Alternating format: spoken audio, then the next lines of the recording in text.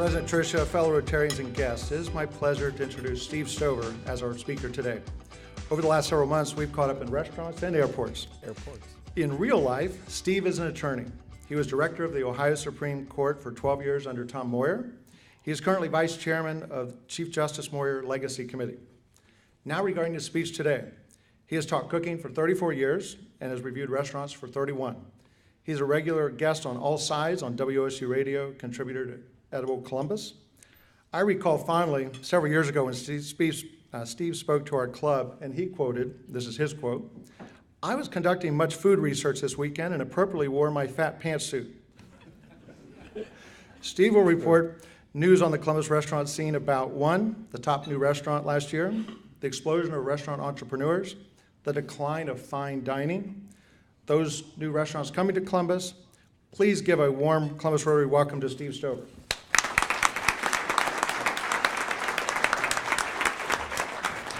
Well, good morning. Good morning. After Easter, I do have my fat pantsuit on today, and I'm just delighted to be here again.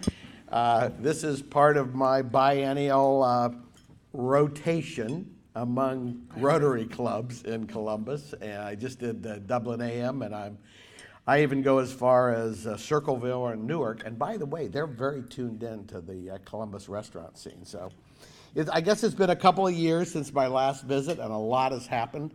So buckle your seatbelt. It's going to be a fairly wild ride. If you miss anything, most of the places I'm going to talk about have been reviewed by either my buddy Rich Terapak or myself at our blog, and you might want to write this down, www.wosu.org/chefs in the city. I think we'll be on this Friday to talk about the latest news and scandal on the Columbus restaurant scene. And Rich and I also teach cooking at Franklin Park Conservatory and the Season Farmhouse in Clintonville. And I'm lucky enough to have my peanut gallery here. Mr. Boudros and Mr. Heinlein are here and front and center, and more to harass me than to support me, I can assure you. So today I'm going to talk about the breaking news on the Columbus restaurant scene and some of the trends that are driving the scene. The headlines, here are the headlines for today. Breaking news headlines. Craft breweries on tap in Columbus, most with accompanying brew pubs or gastropubs. Cleveland star chef Jonathan Sawyer, winner of the prestigious James Beard Award as Best Chef Great Lakes, is contemplating a restaurant in Columbus. According to published reports, last Thursday I learned from his wife that it's moving fairly slow. They had some issues with a place, but it would certainly, to have him come here would be a great addition after our losses of the last couple of years. Kent Rigsby, after 29 years and several months at Rigsby's Kitchen, has moved on and is the executive chef at New Albany Country Club. Till Dynamic Fare, which used to be Dragonfly. And my friends refer to it when it was a vegetarian restaurant as sawdust and grass clippings. But he really is a great chef, and it's really sad to learn that they're going to close this month, I believe, and move to Michigan.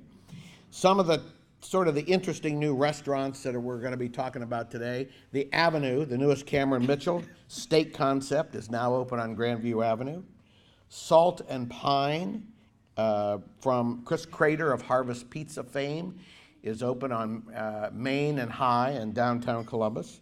Brassica, the latest edition and a very different edition from the folks who own North Star Cafe, is opened in the short north in the old Betty's location. A second Crest Gastropub. You see, you're getting a little flavor. These are smaller sort of things.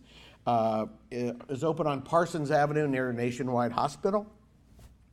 Sweet Carrot, the former food truck, is open in a bricks and mortar restaurant in the old Rife's location. They've still got the funny sign at Fifth Avenue in Grandview. Lantibes closed, another fine dining location closed, and he reopened about several months later as Home Fare, which is sort of a farm-to-table comfort food place. Shoko, a Cameron Mitchell catering restaurant in the Columbus Museum of Art is very nice. It's in the Museum of Art, but you don't have to pay admission to the museum. You can go and enjoy the sculpture garden and lunch and even dinner once a week. And who knew that Cleveland's Michael Simon has a B-spot burger place in Gahanna? Well, these have been pretty exciting times for the Columbus restaurant scene. After the economic downturn, and it took about 4 years before Columbus really recovered, but there's been dozens of significant new restaurants over the last 3 or 4 years, but the trend is away from the big deal white tablecloth restaurant. When was the last time a white tablecloth restaurant opened in Columbus? It's moving to smaller, mostly chef-owned restaurants and local restaurant groups, which we'll talk about a lot. And so here are some of the trends I see in Columbus. Well, the most significant trend, I think, in the last 10 years is the decline of fine dining. In 2009, we lost Hankey's when Chef Hankey retired, and Rosendale's when he moved to the Greenbrier. And last year alone, we lost Lantibes and Rigsby's, both closed in 2015. So what remains? Well, the refectory, perhaps, and some steakhouses. But I would mourn that a little bit. I would also note that Matthew Litzinger, who used to own Lantibes, said it's really hard to keep a small, fine dining place unless you've got another cafe kind of place that's inexpensive to support it. The owners of 11 Madison Park recently, that's number 5 in the world, Michelin 3-star, Zagat number 4 in New York City, they announced that they're going to have a new casual restaurant called Made Nice, where the average meal will cost $10 to $15, and they will use volume to make up for it to support the fine dining world. So I got to mourn this a little bit. I still like on an anniversary or a birthday to go out and have a nice dinner and maybe some white tablecloth on a cozy fire, but it's a change that's coming. May I suggest that maybe that cycle will go back the other way one of these days. The other thing we talked about is Columbus food entrepreneurs. A lot of the action on the Columbus restaurant scene is from several groups of young entrepreneurs who are opening not 1, 2, 3, or even more restaurants in Columbus. Have you heard of any of these people? First, Kevin and Katie Malamy. Katie is the daughter of a high school friend of mine and yours, and they own North Star Cafe. They have the cafe in the Short North, Clintonville, Easton. They own 3rd and Hollywood, and Westerville is coming, and they're going to open another North Star in Mason down near Cincinnati. And they also just opened Brassica. It's sort of Kevin's thing. It's in the old Betty's location in the Short North. It's a little bit like Chipotle, where you go in and there's a sort of a little line. It's an open kitchen. It's very small. And you get a pita or hummus or maybe a salad, and then you put some of the interesting meats. I believe there's brisket, and there's an interesting lamb bacon that's very flavorful with za'atar, and they have beer, and it's very casual and very small and very fun. The Crest. Many of you have tried to get into the Crest up on Indianola, south of East North Broadway. There's always a waiting list there, and you can stand out, and they grow their food on the roof and around the place. And then they opened the Market Italian Village about 2 years ago, bringing the sous chef from the refectory of all places. Then Alchemy, a juice bar and smoothie place near Children's Hospital. But now the 2 new ones are a second Crest with parking at Parsons and Livingston near Hospital. And their new thing, which just opened, and Rich just reviewed it, it's called Hoof Hearted Brewery. Now say that in your mind real quickly. Say it again. Most of you got it. It's a brew pub, and it's open late, and Rich said it's a lot of fun. I haven't been there yet. Chris Crater opened the really wonderful Harvest Pizzeria at 4th and Livingston a while ago. Then he opened Sycamore Cafe in German Village and the Harvest in Clintonville. And his new place is Salt and Pine downtown. It just got a really good review from Columbus Monthly in the most current issue. And it's a very eclectic, modern menu, a lot of interesting twists on things. It's a beautiful room, and it's convenient to downtown. The other thing I like about it, besides the decor and the sort of the modern food, they have a pastry chef, is the bar is separated by a wall and a door, so that the bar noise doesn't overflow into the restaurant. Cameron Mitchell is on fire. I told you about the Avenue Steak Tavern. It's the old Panera on Grandview Avenue, right beside Spagio. It's self-described as a neighborhood steakhouse. I'm going to review it. Neighborhood steakhouse, somebody compared it, it's a top wannabe, so it's a sort of a local place where people go and gather. It seats 135 plus 24 on the patio. It features steak, seafood, pasta, and interestingly, there's already a second one scheduled for 2017. They're moving even faster than Hudson 29. The Guild House was our top new restaurant of 2015. I think it's probably, in my favorite, the best Cameron Mitchell opening, and I think my favorite of all of them, because it's a real pretty place in the Joseph Hotel downtown, and it features mostly small plates. There are 3 raw bars, there are 5 or 6 appetizers, and a bunch of small plates. So you can make a meal, for $30, I think, if you have 2 or 3 little small plates, and they're ample. The other thing is that the wine markups that's one of my pet peeves.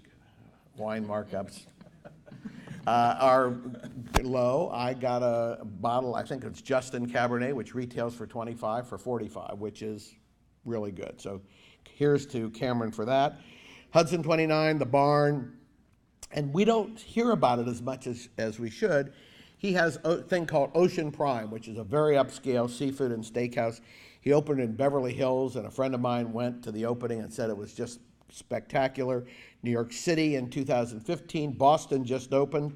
There are 10 other locations, and they're opening in Washington, D.C., so stay tuned. It's a super upscale version of the Ocean Club. And who knew, speaking of local chains, that City Barbecue would have 24 locations? 29. You snooze, you lose, Boudreaux.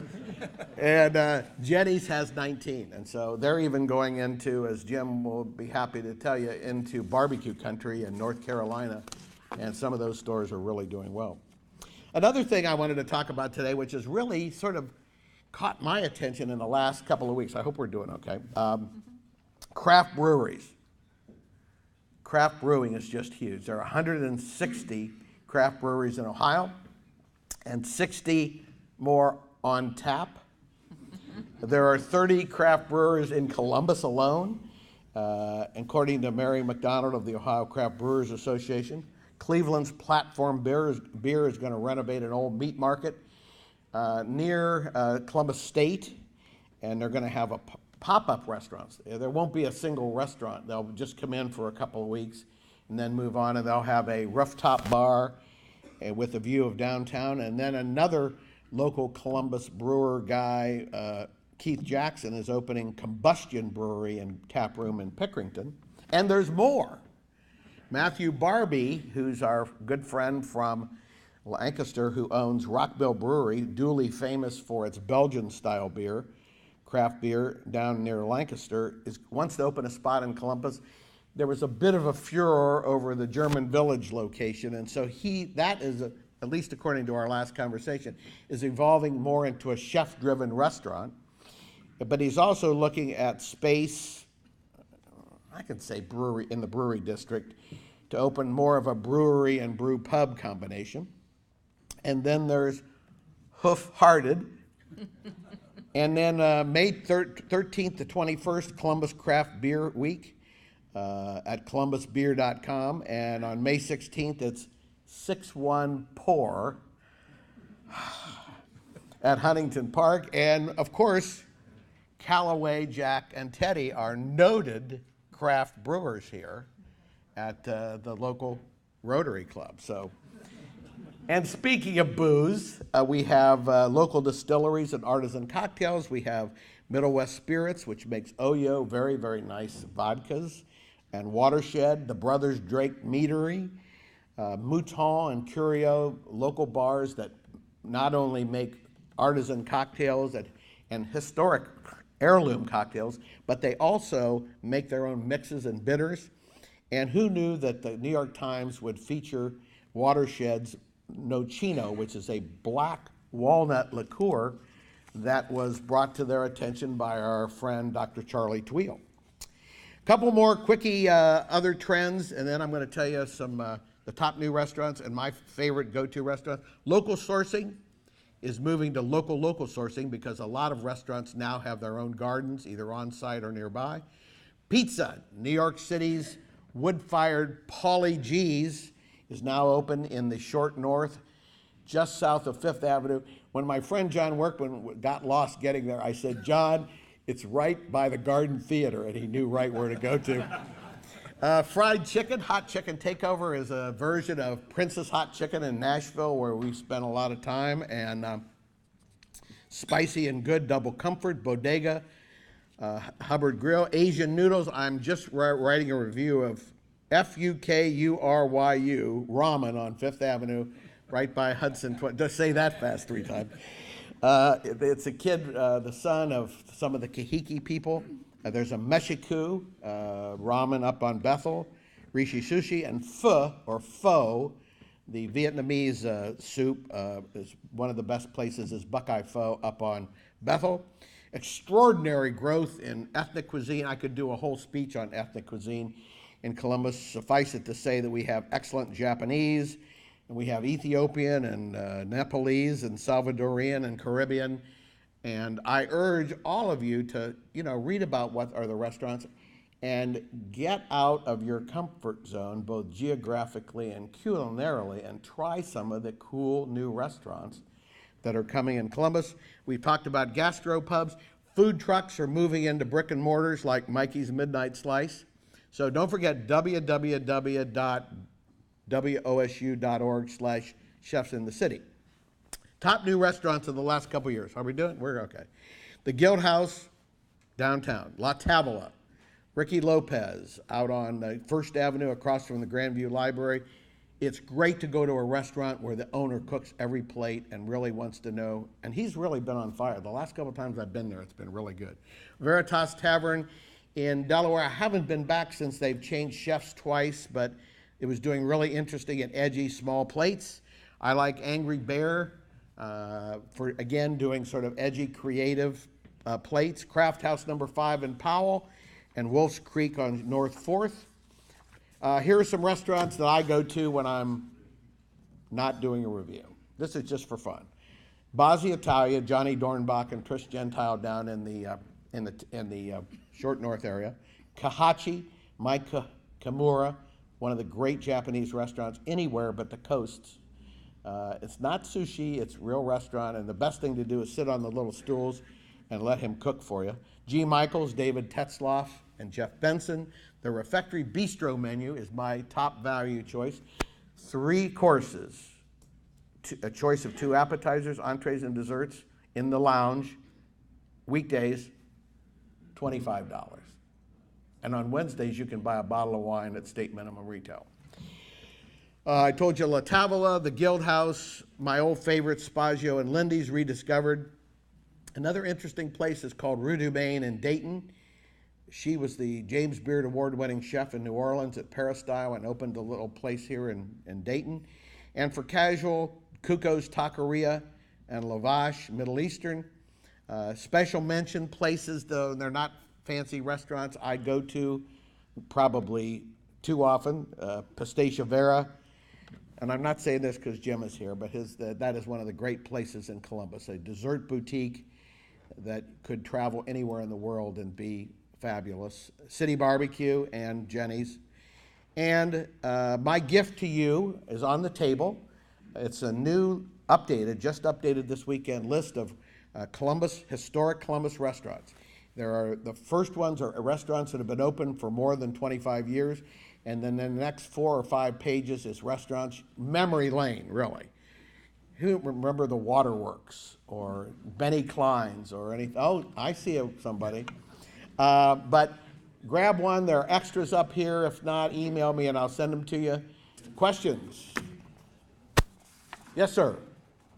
Athletics, we sometimes talk about coaching trees. Are there such things as chef trees where you can trace a whole line of chefs back to a coach? Yes. What's the best example here is Hankey's Cuisine. I just dropped my thingamajig. Interestingly, the current chef at the Greenbrier is a former Hankey's employee and sous chef. The chef at the Columbus Club, which many people think is one of the best restaurants in Columbus, is a former sous chef at Hankey's. When you go to the Greenbrier, Hankey is like a demigod when he walks in there. And there are at least 3 people there who have had some connection with Chef Hankey over the years. The one guy who's the executive chef there wanted to learn to cook and went to Hawaii and went to the best restaurant there. And the guy said, you know, you're talented. You should go meet Chef Hankey's, and the rest, as they say, is history. Don't be shy, yeah. Yes? Nada has brunch. Nada. Yep. Oh, good. Okay. Nada is a place that is in the Arena District, and it's spawned by one of the top 5 restaurants in Cincinnati, Boca. But it's a Mexican place. It's sort of a nouvelle Mexican restaurant, and that should be on the list.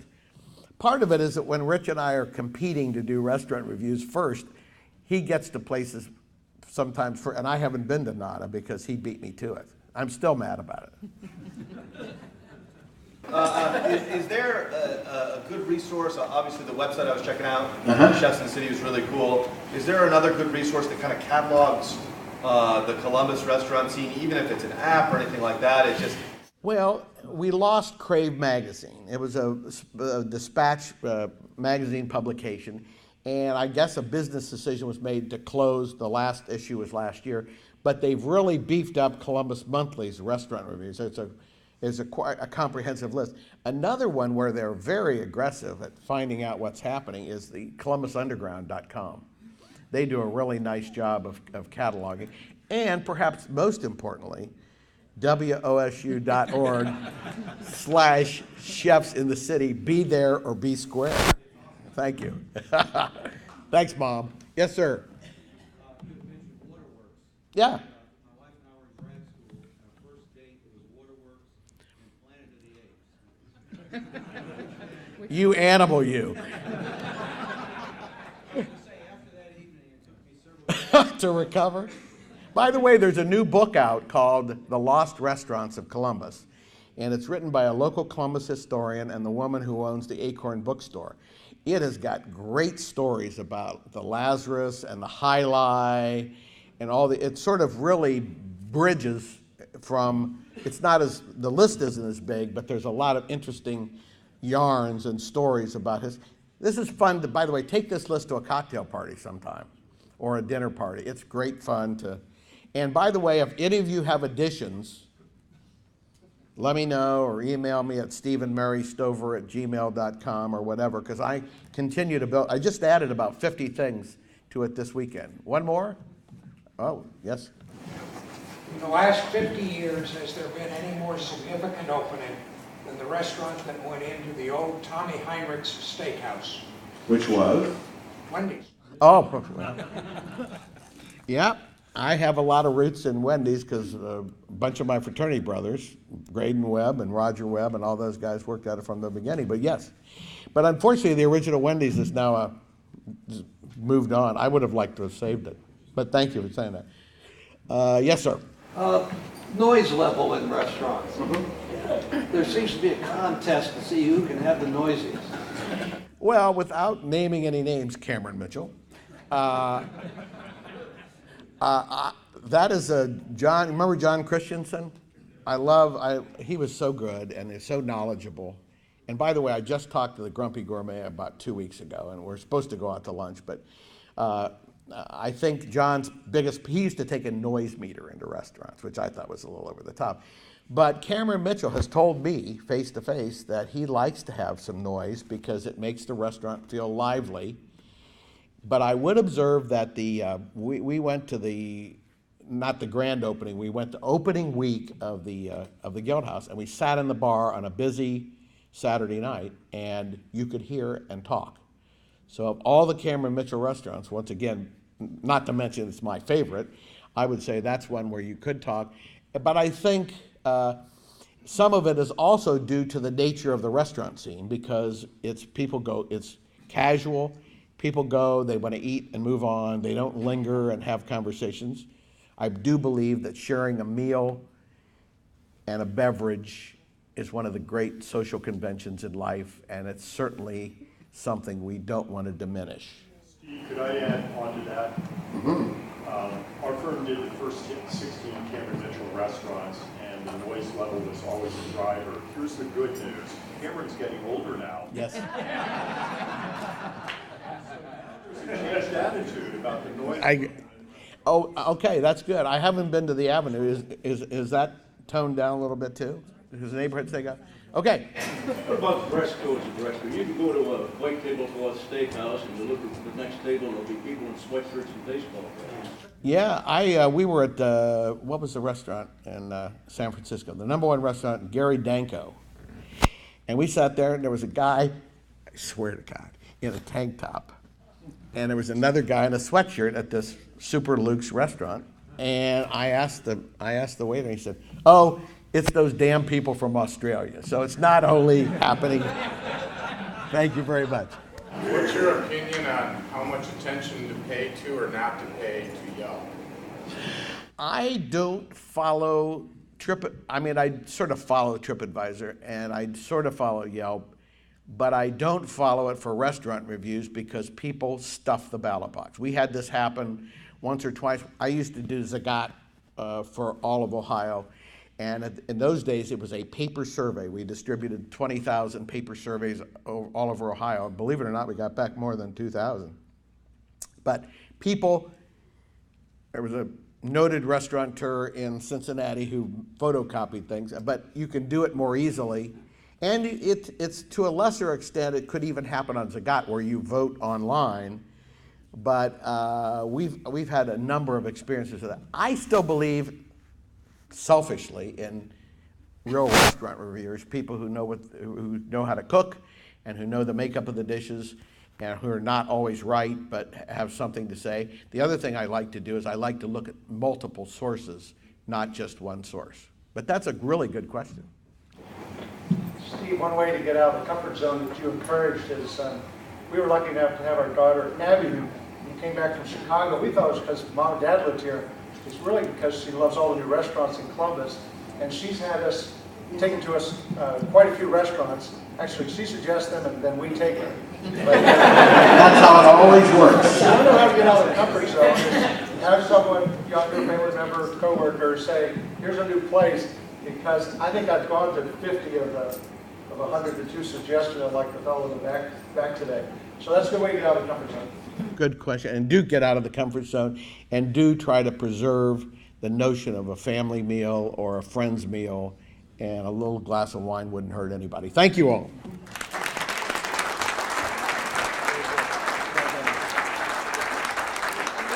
So, Columbus Rotary, this is a donation made to the foundation in Thank your you. honor. Thank you. Very much for coming and seeing us. I do believe he left the Joanne Shorston eatery off of the list, and that's my favorite restaurant, the Joanne Shorston. All right, next week's speaker is Michael Wilkos, and he'll be doing Columbus Through a Wide-Angle Lens.